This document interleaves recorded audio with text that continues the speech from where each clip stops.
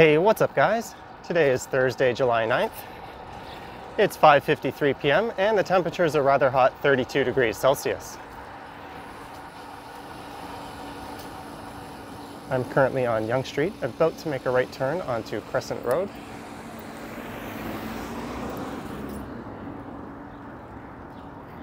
And that's Rosedale Station on the right. And we are currently entering the rather affluent Rosedale neighborhood. The plan for this ride is to ride around some of these local streets in Rosedale, and then we'll head over to Sherbourne Street and head south down to the lake and see a very different side of Toronto.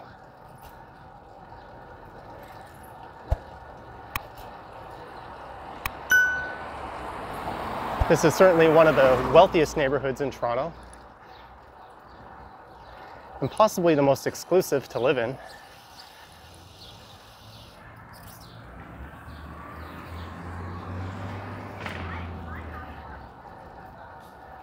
The population of this area is around 8,000 people. It's mostly low-rise, single-family detached houses.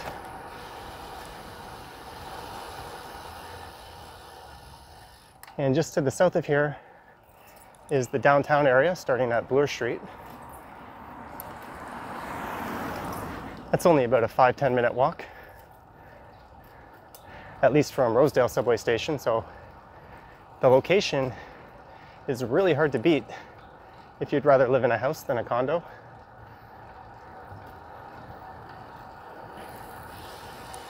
The average homes in this area do sell for somewhere in the neighborhood of $3 to $6 million Canadian. But some of them certainly go for a lot more than that. So this is Rosedale Road I just turned onto. And to the right would be Avondale Road. But we're going to continue on straight through Rosedale Road. Just to the north of Rosedale, which is the direction we're heading now, is the Moore Park neighborhood, which is very similar to Rosedale.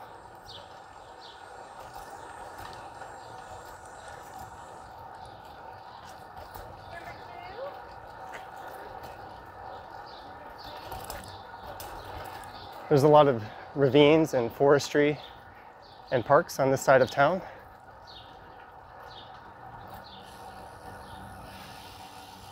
So we're back to Crescent Road.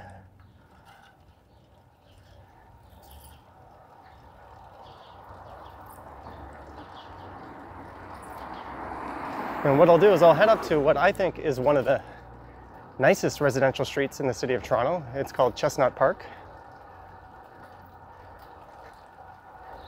It's just down the street from here. So I will turn right back onto Cluny Drive.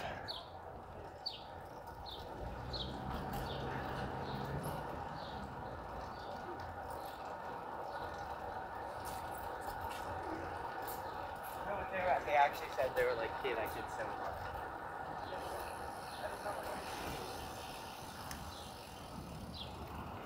And this here should be Roxborough. You have to be really careful with the SUVs in this neighborhood. They don't seem to come with brakes that are capable of fully stopping the vehicle, nor do they come equipped with working turn signals.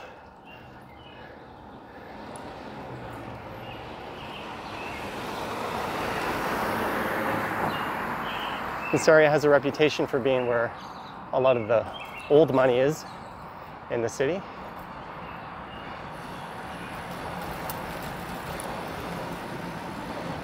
This here to the right is Chestnut Park. So this street will loop us back around to Roxborough.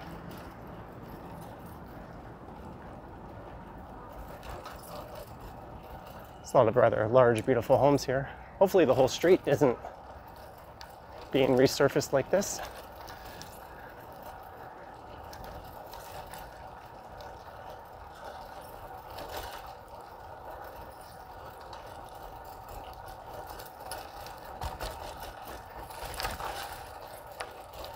The only other neighborhood I can think of where you could make a case for that it's perhaps a bit Higher up the ladder in terms of exclusivity would be an area called the Bridle Path, but that sits well to the north of downtown.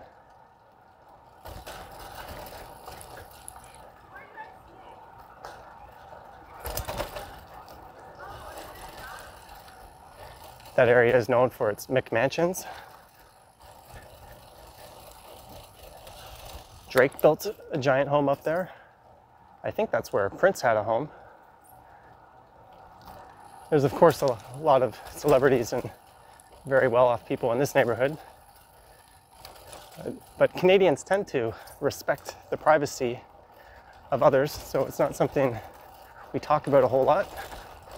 I do know Geddy Lee of Rush has been seen rather often walking his dog in this neighborhood. And I've heard that Eugene Levy lives here as well as a number of CEOs of large Canadian companies. All right.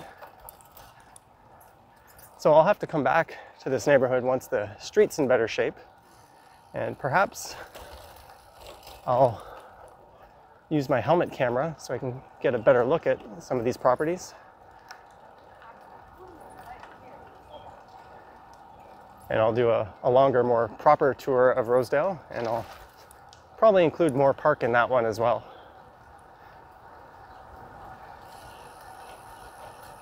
So this is back to Roxborough. So to the right would take us to Yonge Street.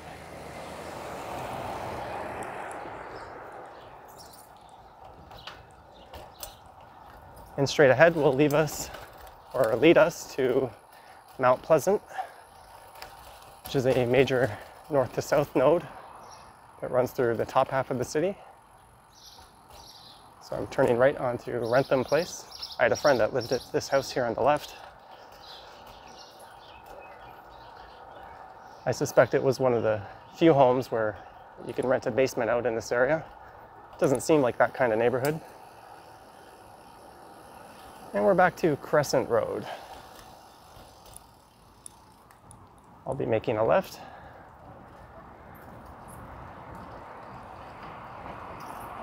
This bridge will take us over top of Mount Pleasant Road.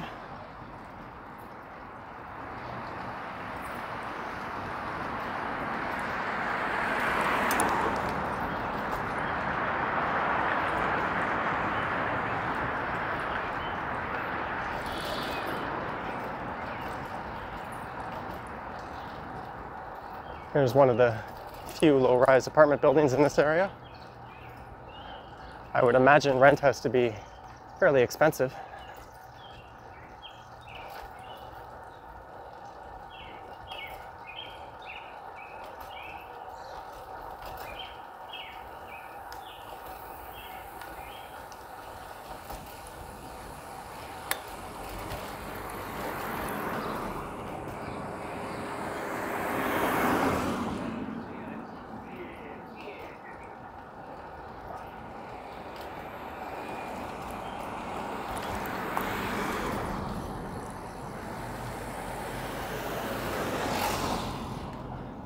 So this should circle us around to Sherbourne Street.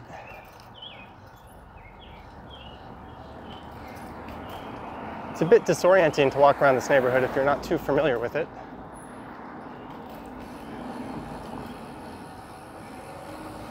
And this here is Sherbourne Street North. I'll be turning left. And this will take us over the Rosedale ravine. Underneath the ravine, there's a path you can take. That'll take you along to the Don River. Just before the Don River will be Bayview Avenue. You can make a right there, and that'll take you over to Cabbagetown. I believe it'll kick you out at Wellesley Park. So you'll be around the Toronto necropolis.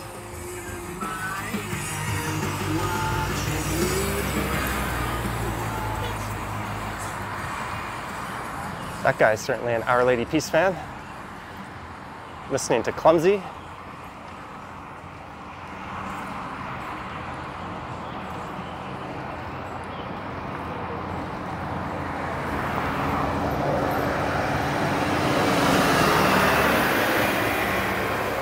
So just over the other side of this overpass will be Sherbourne Station. And this is Bloor Street East. So to the right would be Bloor Yonge Station, and over to the left would be Castle Frank Station, where the subway train actually runs through its own dedicated cover bridge, or dedicated covered bridge, before it ducks back underneath Bloor Street.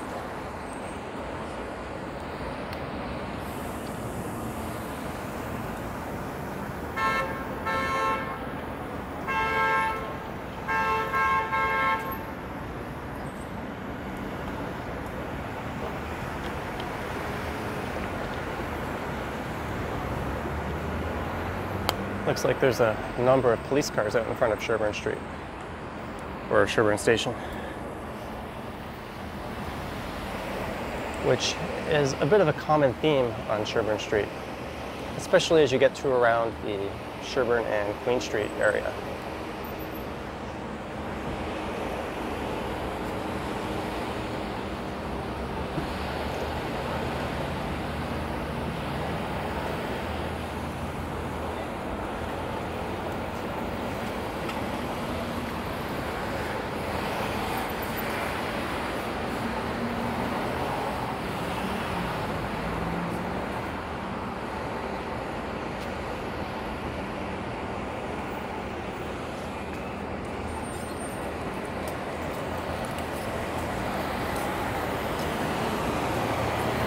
So now we're entering the downtown portion of Sherbourne Street. A lot of the police coming out of the station there.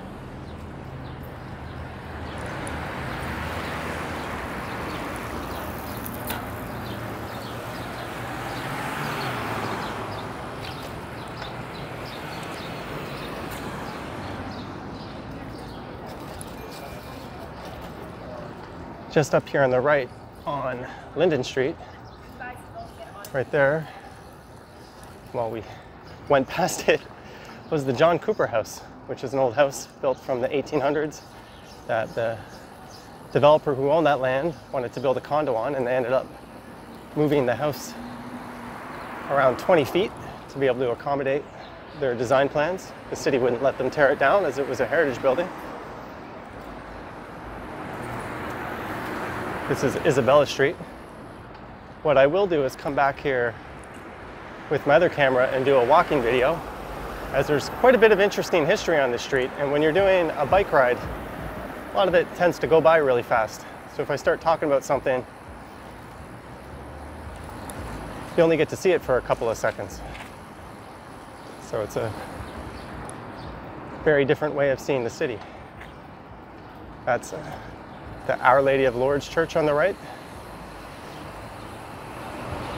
This bike lane was installed in 2013. The next major north to south street to the east of here, Jarvis Street, previously had a bike lane, but the city, in a rather controversial move, removed it in 2011.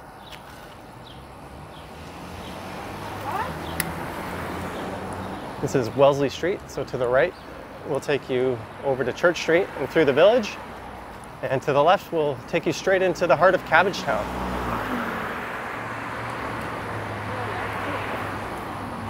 So after the Jarvis Street bike lanes were removed, these sprung up a few years later. You can see some of the old style mansions on the right. And they've since improved them by further protecting them from the street.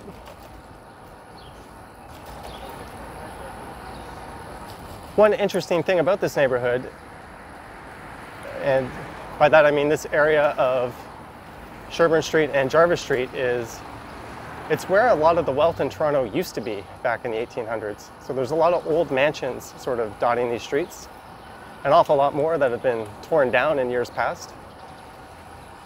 So it's gone from one of the wealthier spots in town to, quite frankly, the opposite in the downtown area. This is Carlton Street here. Again, to the left, that'll take you into Cabbagetown, and to the right, that'll take you past Maple Leaf Gardens, where the Toronto Maple Leafs used to play, and over to Yonge Street. Then on the other side of Yonge Street will be College Street.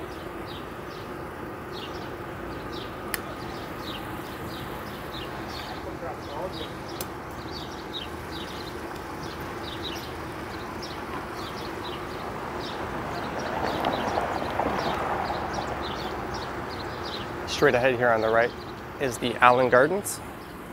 It's a large park. There's a very nice botanical gardens there, but I think thanks to the coronavirus, it's still closed. It'll probably be part of the Stage 3 opening.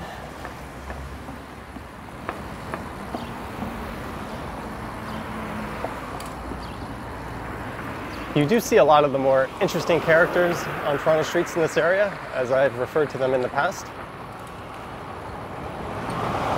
Particularly from Gerrard Street, which is what we're approaching, down to just south of Queen Street. There's someone taking a power nap on the sidewalk.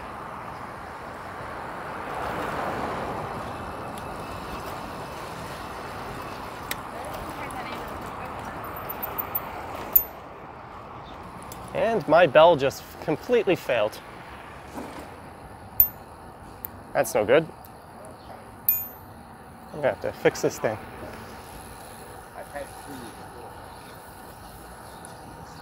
There we go. It's probably a piece of crap. Someone gave me a pointer in the comments on how to fix my last bell, but I had already purchased this one from Amazon, so oops.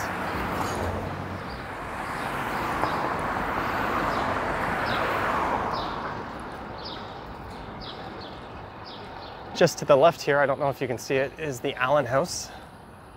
That's a preserved historic site here in Toronto. Doesn't seem to be that well preserved. And this would be Dundas Street East. To the right, that'll take you to the Yonge Dundas Square, Dundas Station, and the Eaton Centre. And you can keep going straight through Chinatown.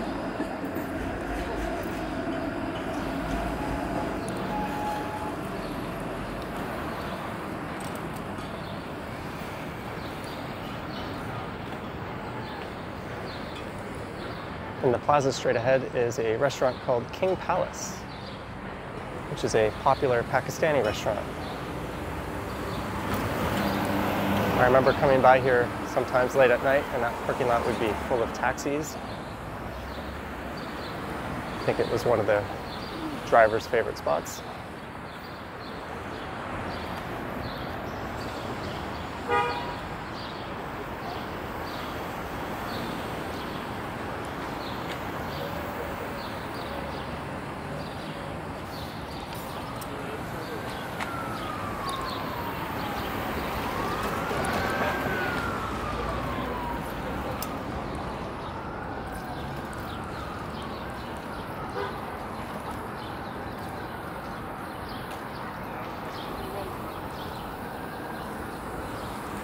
There's an awful lot of new condo development on a lot of the neighboring streets around Sherbourne Street, but Sherbourne itself,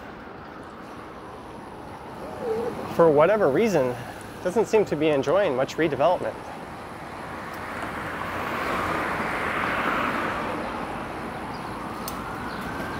Right here is Shooter Street, and on the right will be Moss Park.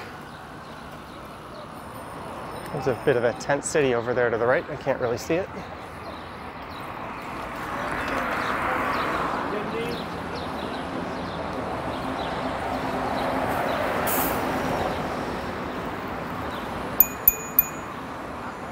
And this bell sucks. There's a lot of people in this area that are a bit down on their luck. A lot of substance abusers. Generally harmless. I've certainly never had any incidents with them, even walking around holding a camera.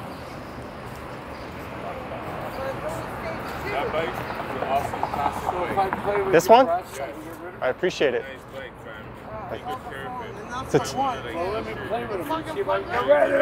I didn't know a 2014 could be a classic. How much? Next time I see you, It's worth about 800, but cool. I know that. But how do I know it's not stolen? Right? This is Sherbourne, man. Yeah, that's why I'm staying on it in this neighborhood.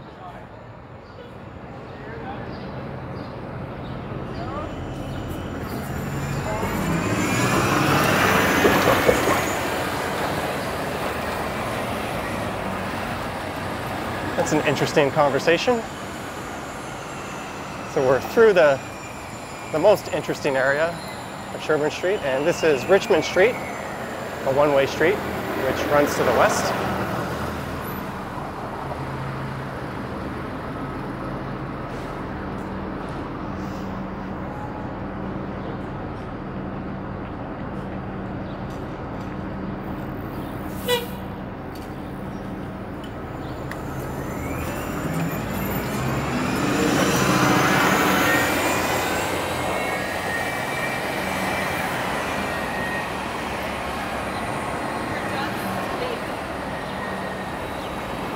And we are in the St. Lawrence neighborhood now, named after the St. Lawrence Market, which is a block over to the west from here on King Street, which is straight ahead. Got to be careful with these buses. Make sure we don't run anyone over. So King Street will run right through the financial core or financial district to the right.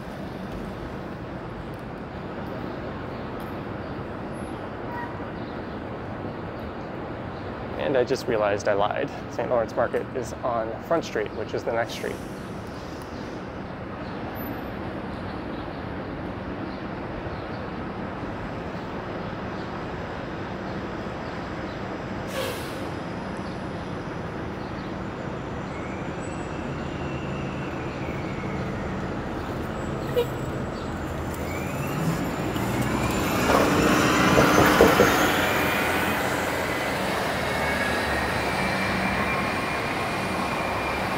That's the 75 bus, which I think runs all the way down to the lake.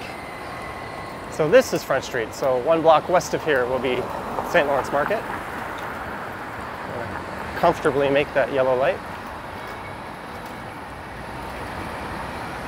as we pass down towards the Esplanade.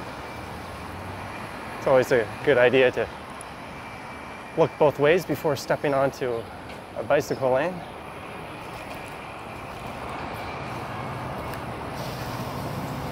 Got no excuses for not stopping at this one.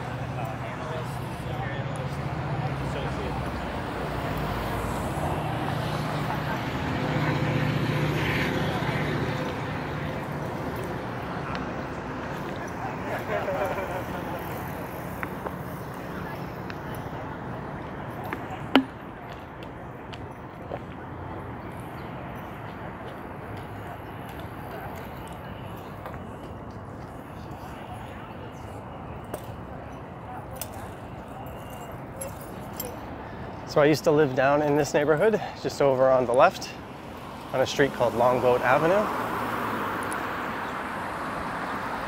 The distillery district is out that way, and this ride went pretty quick, so maybe I'll extend it.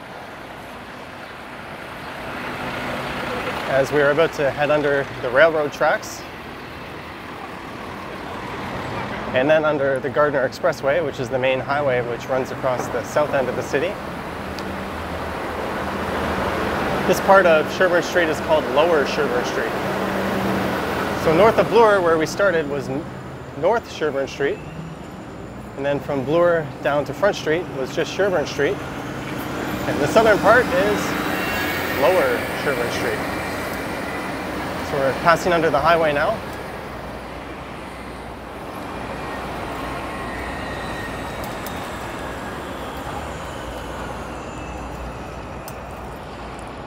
There's a ton of condo development in this area.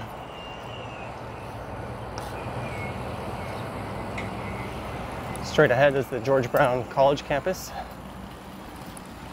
the newest southern addition to that school. There's another George Brown campus just north of here.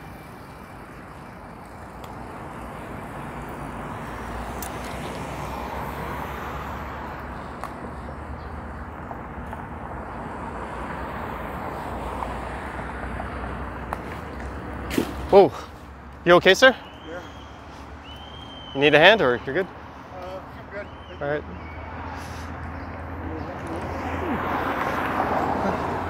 I'm good, thanks. It happens.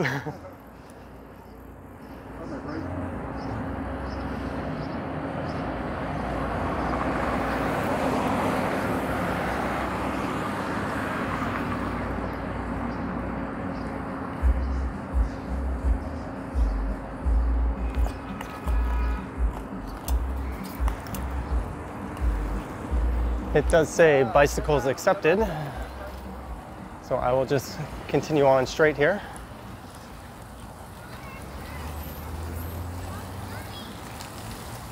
There's an ice rink and splash pad to the left. George Brown campus and Chorus Entertainment is located just on the right.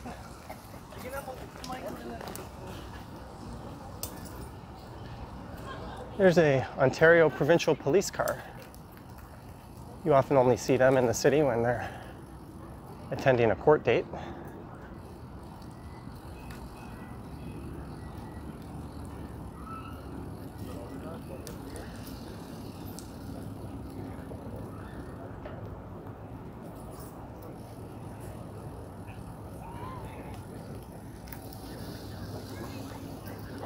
Just take a look out at the Toronto Islands.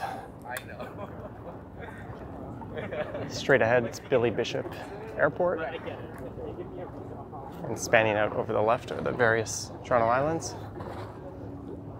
I'll be sure to get out there at some point this summer and record a bike ride.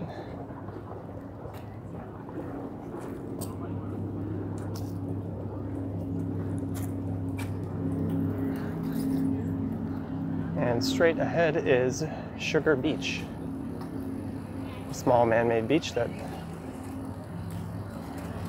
often hosts some small festivals in the summer and winter.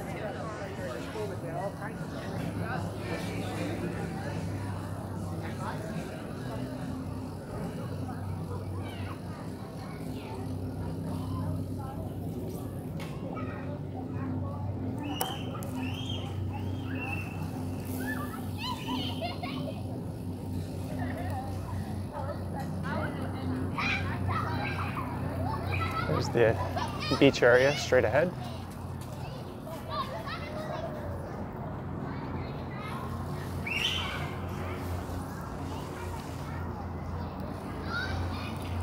This seems to be the home of Edge 102. I've never noticed that before. They used to have a studio on Yonge Street as part of the Eaton Center. Doesn't look like I can go that way. I know I said I was going to end the ride here, but seems a bit too short.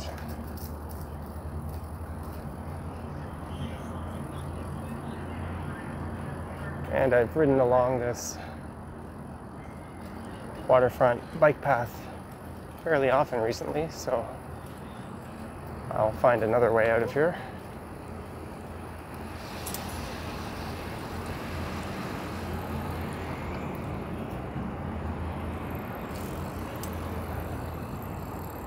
So this is Lower Jarvis Street I'll be turning onto.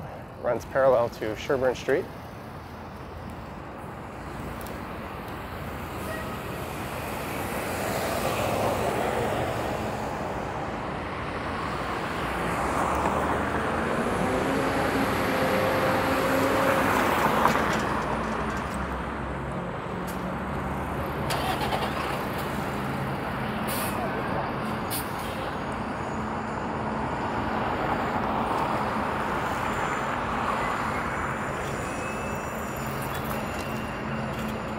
I'll be back at some point and do a narrated video down Jarvis Street.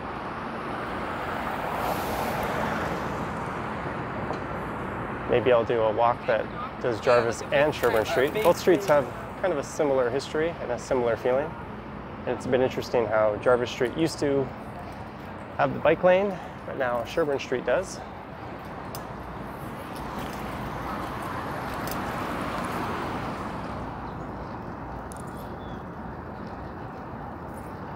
So we are heading back north,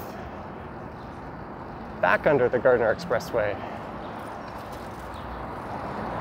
and through Lakeshore Boulevard and under the railroad tracks.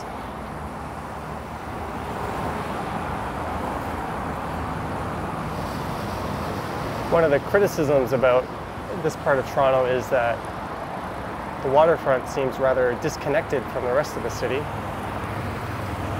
because you've got this massive beast of a highway running through it above ground and the railroad tracks. Most of this land is built on infill. So a few hundred years ago, we'd be standing on the beach right now, or close to it.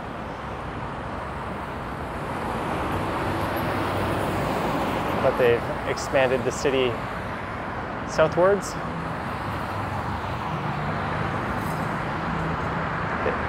I don't think they've done that in the last 40, 50 years or so. They've added to it. It's kept the same footprint for quite a while.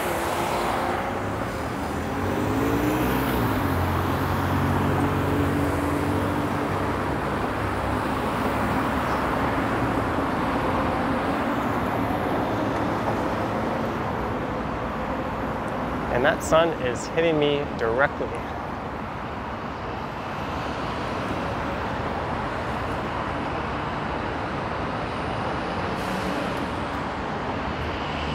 I don't want to jinx myself, but I am trying a new microphone as I record this ride.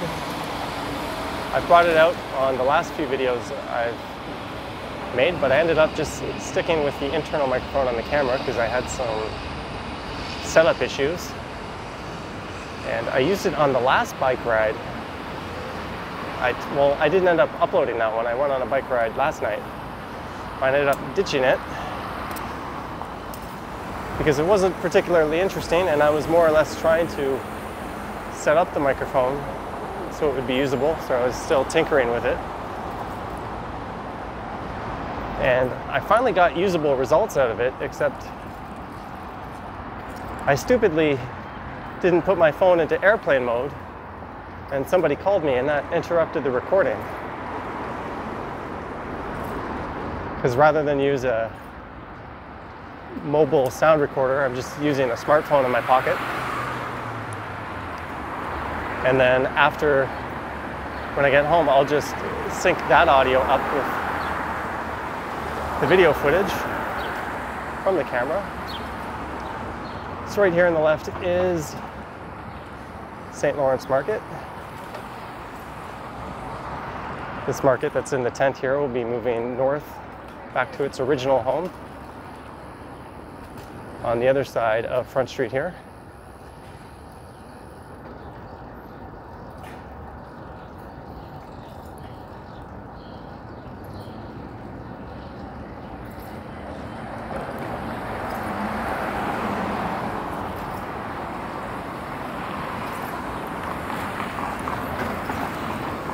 Welcome to Toronto drivers, always entering intersections before they can clear them.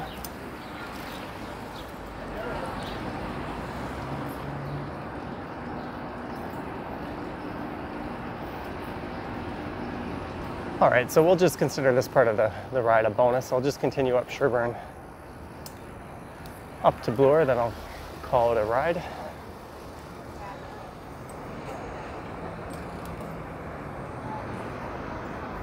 This is King Street, the well-known St. James Cathedral is to the left.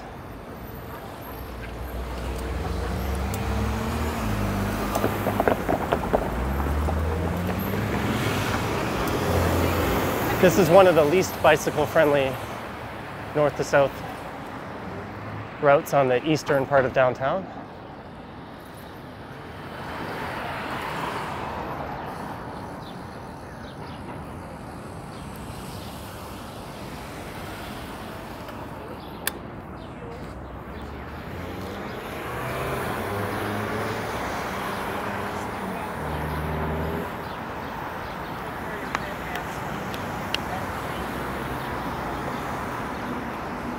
Straight ahead on the left here is a really nice little bourbon bar called AAA. I haven't been there in quite a while, and they're probably not open yet. Maybe they're not even there at all anymore. I'll have to take a closer look.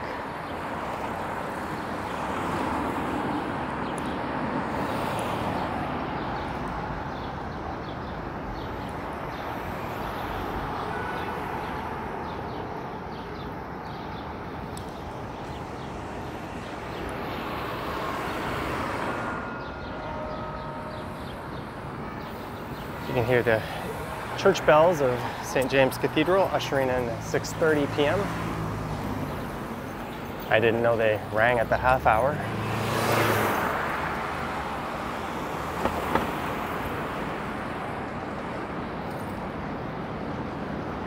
So we're crossing all the same streets that we passed by when I headed south down Sherbourne Street.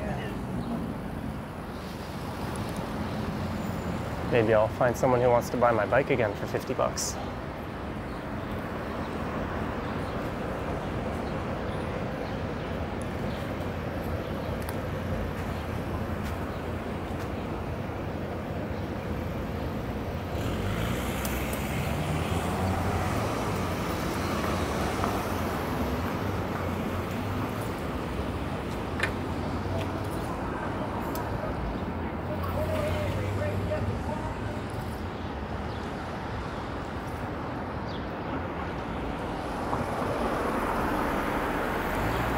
So this is still considered one of the rougher parts of downtown, even though it's really not that bad.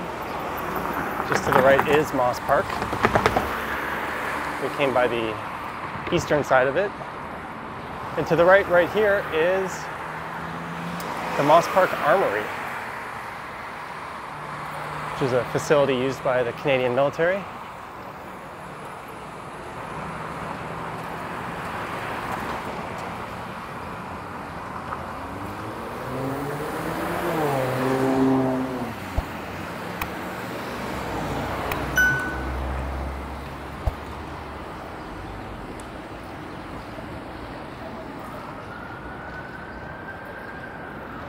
Like Sherbourne Street, there's a lot of very nice old homes that are in various states of being what you could call well preserved on Jarvis Street.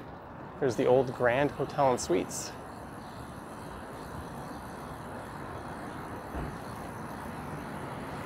Looks like they're getting ready to bring it down or do something to it. And when you think of ugly government buildings, this is exactly the type of building that comes to mind, just up here on the left.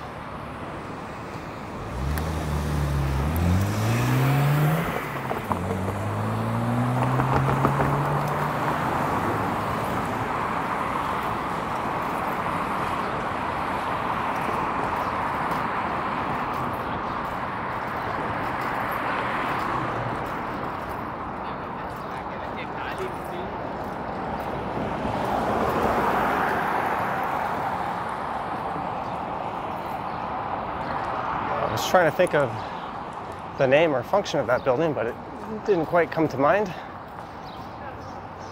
I wasn't thinking I'd be riding up this way. The Inglewood Arms, a cute little hotel there on the right. Probably got about half a star in TripAdvisor. That red X in the middle of the street there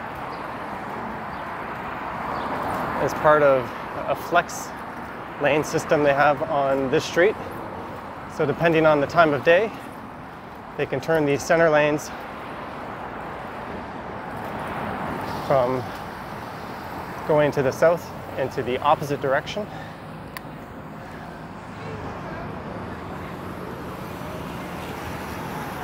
So you'll notice Jarvis Street is 5 lanes wide and it's dotted white lines on all lanes.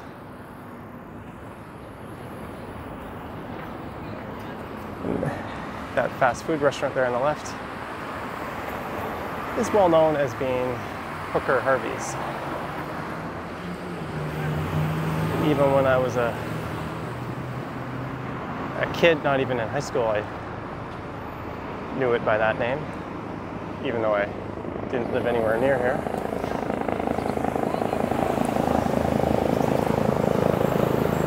In fact, if you go to Google Maps and type Hooker Harvey's, it'll take you right there.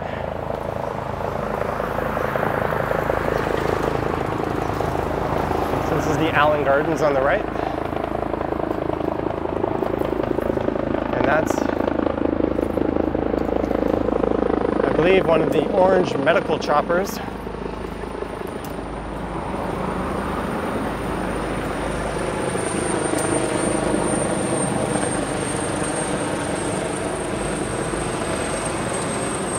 Making its way to one of the helipads downtown.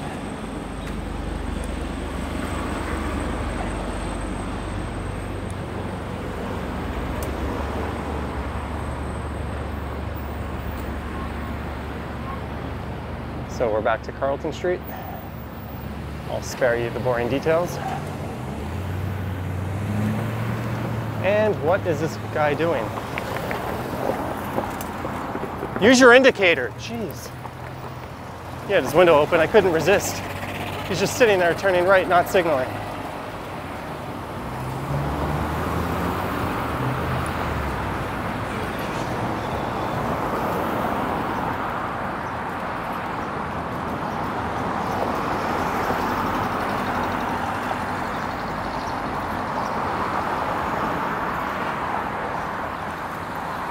We're passing by a lot of different heritage buildings right now.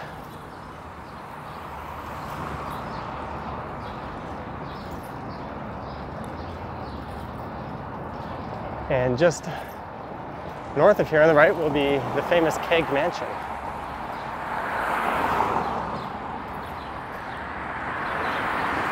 Like I said, I'll come back here on a walking video with my camera and do a more complete tour of this street.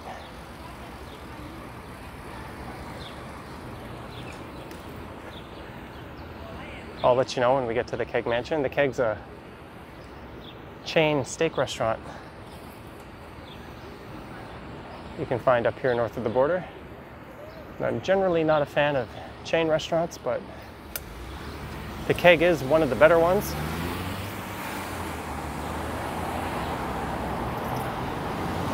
They've certainly got the consistency part down.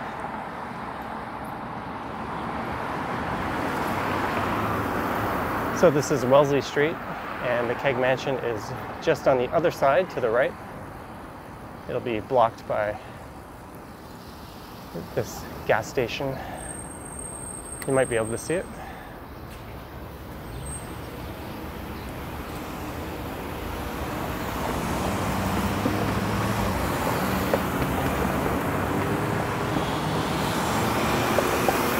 It seems to have cooled down a bit from when I left home to come down here. It was 33 at that time, and then it indicated that it was 32 degrees right when I started this ride.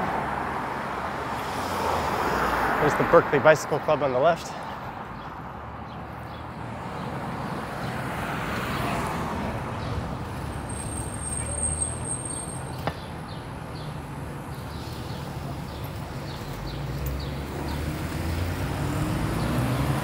So there is a heat warning in effect right now in the province.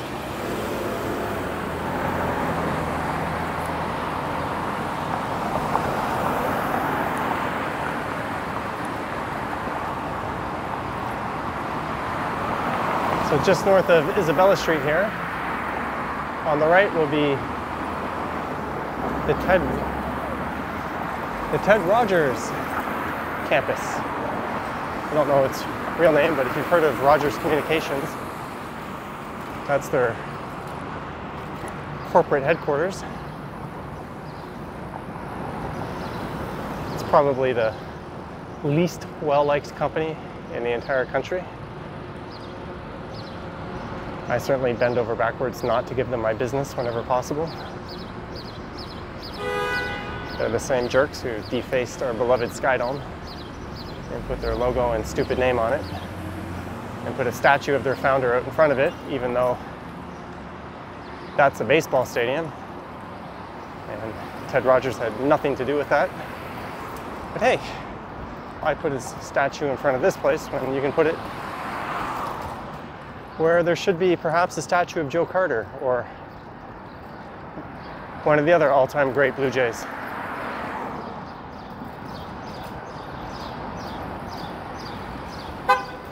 So this is Bloor Street East. I'll be turning left onto. Plenty of time here.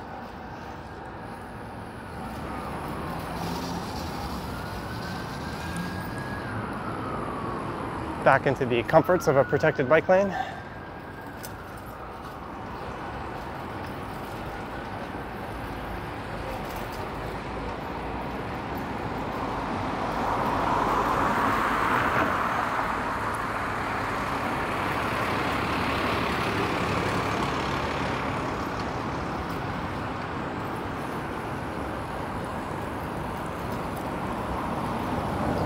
So I'll make a right-hand turn here onto Church Street.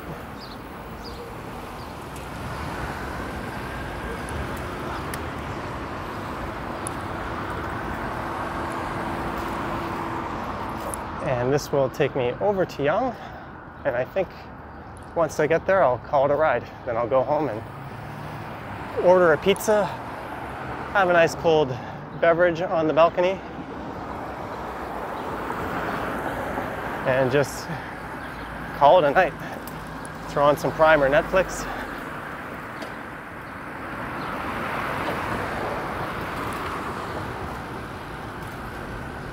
And I'll save editing this until tomorrow.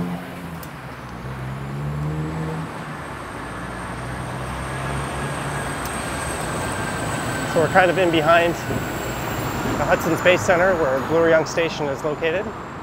That there is King Palace. I don't think it's related in any way to King's Place, which is what we were King Place, which is what we saw at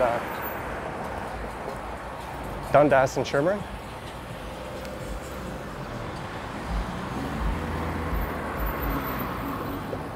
Man, everywhere you look in Toronto, all these little parks seem to have tents springing up. It's a bit of a disheartening sight.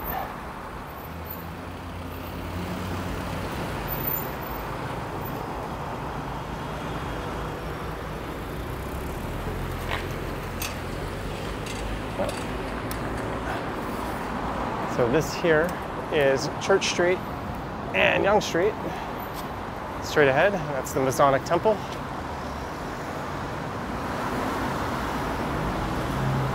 And I'm going to call this one a ride, so let me know your thoughts in the comments. Thanks for watching, guys, and I'll see you on the next one.